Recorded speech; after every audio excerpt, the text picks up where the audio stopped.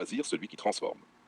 Mesdames, Messieurs, il y a des moments dans la vie où l'on comprend que toutes nos certitudes peuvent basculer en une fraction de seconde. Un geste, un mot, un silence, et soudain, le monde tel qu'on le connaissait n'existe plus.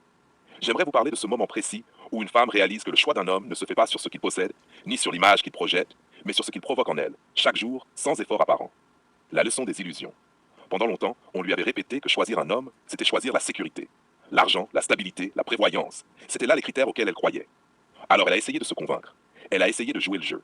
Mais le temps et la vie ont une façon cruelle et douce à la fois de révéler la vérité. Ce n'est pas ce qu'un homme possède qui transforme une vie, mais ce qu'il fait naître en vous. Part 2. Les gestes qui transforment. C'est dans la subtilité, dans le quotidien, que se dessine la véritable force d'un homme.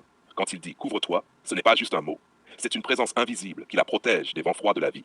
Quand il dit prends une soupe après une longue journée, il ne donne pas un conseil, il donne un réconfort tangible, un moment où le monde extérieur s'efface. Quand il demande comment vont tes parents, il lui montre qu'il voit ce qui est important pour elle, qu'il prend en compte ses attaches et ses racines.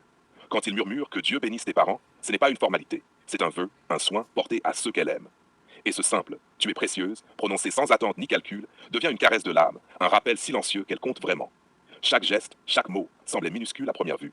Et pourtant, ensemble, ils formaient un univers entier. Note 3. La douce addiction. Peu à peu, elle s'est surprise à attendre ses gestes, à sourire à l'écran pour une simple notification. Il est devenu une présence indispensable, une drogue douce, celle qui ne détruit pas, mais qui transforme. Le manque qu'elle ressent lorsqu'il n'est pas là n'est pas souffrance, mais désir de complétude. Chaque attention lui rappelait « Je serai là, toujours ». C'est là qu'elle a compris l'essentiel. Elle ne voulait pas simplement un homme pour ce qu'il pouvait lui offrir. Elle voulait celui qui ferait d'elle une femme entière, capable de se sentir aimée, vue, respectée, transformée. 4. Le choix du futur.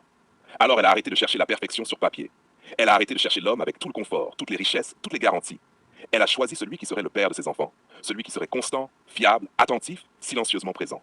Celui qui transformerait son quotidien par de petites attentions, celui qui deviendrait indispensable sans jamais demander, sans jamais imposer. Celui qui ferait naître en elle le meilleur d'elle-même, qui l'éveillerait à sa propre valeur, à sa féminité, à son désir de bonheur. La décision. Ce choix n'avait rien de rationnel. Il était viscéral, il était intime, il était juste. Elle n'a pas choisi l'argent, elle n'a pas choisi la facilité. Elle a choisi l'homme qui transforme, qui élève, qui ne disparaît jamais. Elle a choisi l'amour, elle a choisi le bonheur, elle a choisi la constance, elle a choisi lui. Et dans ce choix silencieux, irrévocable, elle a trouvé son futur. 6. L'introspection. Si je vous parle de cela aujourd'hui, ce n'est pas pour raconter une histoire d'amour.